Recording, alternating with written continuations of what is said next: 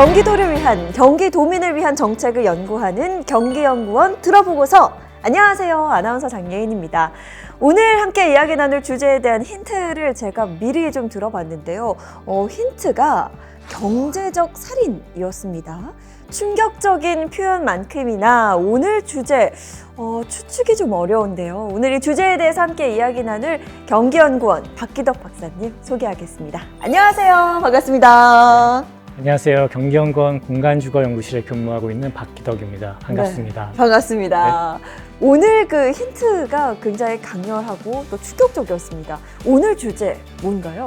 네, 오늘 주제는 바로 전세 피해 예방 및 지원을 위한 제도 개선 방안입니다.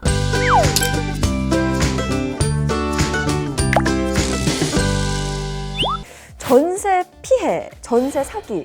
사실 뉴스를 통해서 저도 굉장히 많이 접해본 표현인데요. 이 전세 사기 정확히 이게 뭔가요? 전세 사기는 임대인이나 건축주 그리고 중개인이 고의로 전세 기간이 지난 후에도 보증금을 돌려주지 않고 가로채는 그런 것을 이야기하는데요. 일반적인 전세 사고라고 이야기하는 기간이 만료된 후에 보증금을 돌려줄 수 없는 경우와는 고의성 여부에서 조금 차이가 있습니다. 한 푼, 두 푼 정말 열심히 모은 내 피 같은 전세금을 모조리 잃는다는 얘기잖아요. 근데 전세 사기인 만큼 피해 규모나 금액도 어마어마할 것 같습니다. 수도권을 포함해서 경기도 내 전세 사기는 꾸준히 접수가 돼서 누적이 되고 있습니다. 네, 2023년 6월 전세사기 특별법 시행 이후부터 2024년 4월까지 1년도 되지 않은 시기에 피해 접수건만 4,612건이 집계되었고요. 그리고 피해 금액도 6,804억 정도. 그래서 이거를 가구당 평균으로 나누게 되면은 1억 5,600만 원이나 되는 큰 금액입니다. 정말 전세 사기 피해 규모가 상당하네요. 근데 경기도만 해도 경기 남부 전세 사기나 수원 일가족 전세 사기 등 정말 많은 사건들, 기사들 저도 봤거든요. 경기 남부 전세 사기는 피해 규모만 300억 원 이상으로 추정이 되고 있고요. 수원 일가족 사건은 피해자만 511명, 그리고 피해 규모는 약 760억 원에 달할 정도로 전세 사기 피해와 그 규모가 상상을 초월한다고 볼 수가 있습니다. 문제는 이런 잔인한 범죄 피해자들이 대부분 20대 후반에서 30대 초반의 사회 초년생에게 집중되어 있다는 것입니다. 사회 초년생이요? 정말 끔찍한데요? 그러면 이렇게 전세 사기 피해를 입은 사람들을 지원할 수 있는 제도는 혹시 없나요? 네, 있습니다. 2023년 6월 시행된 전세사기 특별법을 통해서 피해자에게 지원을 해주고 있는데요. 중요한 건 그 심각성에 따라서 지원 내용을 나누기 위해 피해자의 피해 상태를 확인하는 4가지의 요건을 제시했습니다. 우선 주택 인도 및 전입 신고를 마치고 확정일자를 갖춘 경우, 그리고 두 번째는 임차 보증금이 3억 원 이하인 경우, 그리고 셋째는 다수의 임대차 보증금 반환 채권의 변제를 받지 못하는 피해가 발생한 경우, 마지막은 임대인이 임차 보증금 반환 채무를 이행하지 않을 의도가 있었다고 의심할 만한 이유가 있는 경우입니다. 피해자의 상황이 정확히 어떤지 그 정확한 상황을 파악하려고 하는 거네요? 네, 맞습니다. 이 4가지 요건이 모두 충족되는 게 제일 심각성이 높다고 볼 수 있는 건데요. 이런 상황에 따라서 공매, 신용회복, 금융지원, 긴급복지지원 같은 여러 지원을 받을 수 있는 상태입니다. 하지만 여전히 전세 사기는 계속 누적적으로 발생하고 있고 피해자들의 고통은 끝나지 않고 있습니다. 전세 사기의 발생은 여러 가지 요인이 얽혀 있을 수 있습니다. 경기도를 기준으로 설명을 드리면 30대 연령층의 경기도로 이동 현상, 그리고 주택 매매가 상승으로 인해서 단독주택이나 아파트보다는 상대적으로 가격이 더 저렴한 연립 다세대 주택에 대한 선호도 상승 등의 요인이 존재합니다. 거기다가 임차인은 임대인의 소득, 부채 같은 재력 상태에 대해서 알 수 없다는 점과 경기도 전세 시장의 수요와 공급 등 외부 요인에 대해서 임차인이 예측하기 어렵다는 점도 배경에 속할 수 있습니다. 특히 경기도에서 일어나는 전세 사기의 경우 서울의 60% 수준을 유지하고 있는 전세 가격이 배경이 됐을 가능성도 높다고 할 수 있습니다. 근데 박사님, 사실 가장 중요한 건 피해를 입지 않는 것, 그러니까 예방이 아닐까 싶은데요. 요즘은 근데 사기치는 방법도 너무 다양하던데요? 네, 아마 뉴스를 통해서 깡통 전세라는 표현을 접해보셨을 거예요. 알죠. 예, 이 경우에 이제 보증금 미반환 유형을 미리 이야기할 수가 있는데요.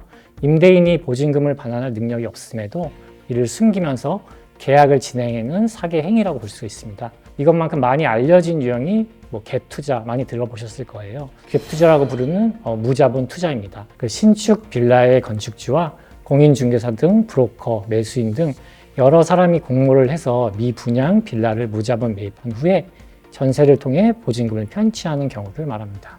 이 두 가지는 저도 정말 많이 들어봤어요. 사기 유형은 여기서 끝이 아닙니다. 부동산 권리 관계에서 압류나 경매 진행 등 우선순위로 처리해야 하는 권리를 숨기고 계약에서 보증금을 편취하는 허위 거주 유형, 그리고 부동산에 대한 소유권이 없음에도 서류 위조 등 임차인을 속이는 무권한 계약 유형, 건물 관리자로부터 권리 권한 정도만 위임받은 경우지만 임차인을 속이고 전세 계약을 하는 초과 계약 유형도 있습니다. 와, 근데 박사님 지금 정말 걱정되는 게 이 사기 수법이 점점 진화하는 것 같아요.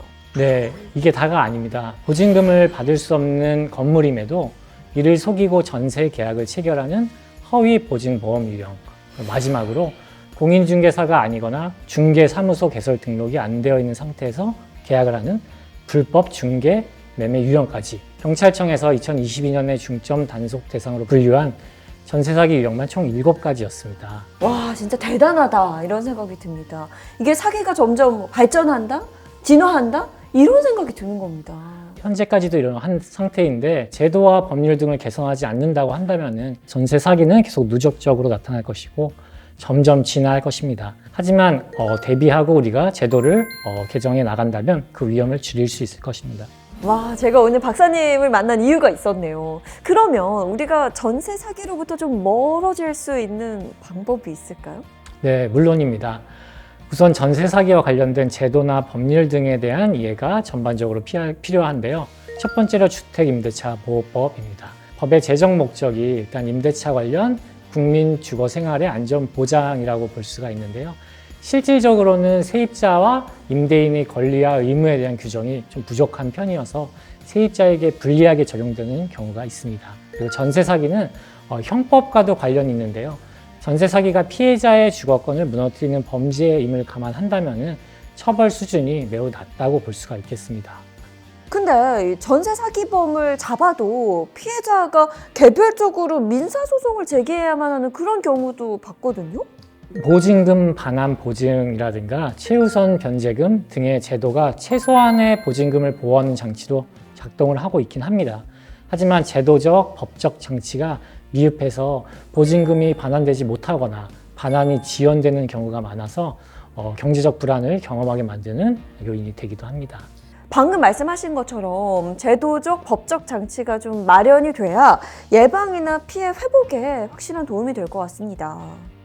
네, 법률과 제도를 통해서 전세 피해 예방을 위한 노력을 많이 기울이고 있지만 현재 정책 및 제도에는 한계점이 분명히 존재하고 있습니다.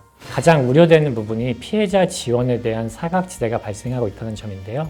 예를 들면 현재 시행하고 있는 전세 사기 피해자 지원 및 주거 안정에 관한 특별법을 보면 피해자에 해당하는 요건을 4가지로 나누는데 하나라도 해당이 되지 않는 경우인 법 적용 대상에서 제외가 되기도 합니다. 지원을 받고 싶어도 신청 자격이 제한되어 있어서 지원을 받을 수 없는 경우가 생길 수 있다는 뜻이죠. 또한 전세 사기로 보증 사고가 늘어나면서 전세 보증금 반환 보증에 가입하지 못하는 주택도 발생했습니다. 그 결과 임차인의 보증금이 보호받지 못하게 되는 경우도 있습니다. 효과적인 전세 사기 예방을 위해서 총 5가지 분야를 나누어서 개선 방안을 좀 고민을 해봤습니다. 잠시만요, 박사님. 저 메모 좀 해야겠어요. 메모 좀 할게요. 말씀 주세요. 우선 행정적인 측면에서 단기적으로 국토교통부의 시스템을 활용해서 깡통 전세 및 이상가격 경고 시스템을 좀 강화하는 방안이 필요하다고 생각합니다. 또한 중장기적으로 문서 위조를 방지하고 확정일자 효력을 즉시 발생시키는 부동산 전자계약 제도를 의무화할 필요성이 있습니다. 또 법률적인 영역에서는 선순위 대항력 한계 보완을 위해 임차권이나 전세권, 설정 등기를 의무화하는 주택임대차 보호법의 개선이 필요하고 전세 사기 피해 금액 및 범죄 건수와 처벌 수준의 비례성을 확보한 가중 처벌이 필요합니다. 제도 영역에서는 임대인의 정보 제공을 늘리는 제도의 시행이 중요한 부분이라고 생각됩니다. 또한 선순위 근저당권이 설정되어 있는 임대주택에 대해서는 전세 규제를 좀 더 강화해서 후순위 임차인이 보증금 회수를 못하는 경우를 사전에 차단할 필요가 있습니다. 행정, 법률, 제도 이 세 가지 영역에 대해서 설명을 해주셨는데 이제 두 영역에 대한 예방법이 남았죠? 앞서서 경제적 살인이라고 한 만큼 경제 영역에서는 더 많은 사람들이 혜택을 누릴 수 있도록 보증가입을 위한 보증금 요건의 하향, 또한 전세 대출, 대출 실행 전 사전 검토 및 자문을 하는 기능이 필요합니다.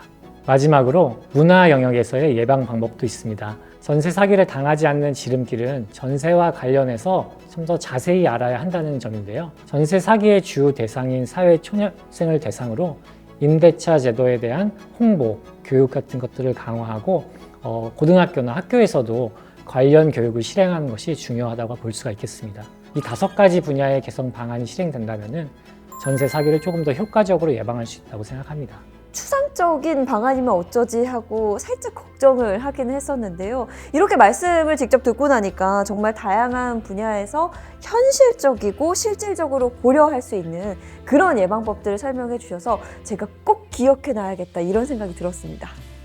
전세 사기와 그로 인한 피해는 이제 막 사회에 발을 디딘 혹은 달콤한 신혼을 즐겨야 하는 청년층의 주거권을 망가뜨린 사기 범죄입니다. 여러 예방 방안을 설명드렸지만 가장 중요한 것 중에 하나는 전세에 대해서 그리고 임대차 계약에 대해서 전세 사기에 대해서 계약 당사자가 잘 파악해야 한다는 것입니다. 그래야만 전세 사기를 피할 수 있고 혹여나 피해를 입더라도 다양한 제도와 정책을 활용해서 피해를 복구할 수 있기 때문입니다. 또한 정부에서도 전세 사기 피해자들에게 실질적으로 도움이 될 수 있는 여러 정책들을 판단하고 시행해야 한다고 생각합니다.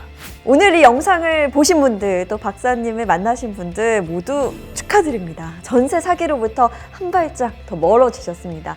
오늘 박사님이 말씀해주신 제도와 대책들 잘 마련이 돼서요. 정말로 전세 사기로 고통받는 분이 줄었으면 좋겠습니다. 사회 초년생들에게 더 취약한 전세 사기인 만큼 저희도 늘 집중해서 더 나은 방안을 발휘하기 위해서 최선을 다하겠습니다.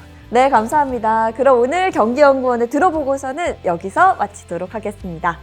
자, 경기도와 경기도민을 위한 경기연구원의 정책 이야기 경기연구원 들어보고서 지금까지 아나운서 장예인, 경기연구원 박기덕 박사님과 함께했습니다. 시청해주신 분들 감사하고요. 저희는 다음 시간에 더욱 유익한 주제로 돌아오도록 하겠습니다. 그럼 안녕! 경기연구원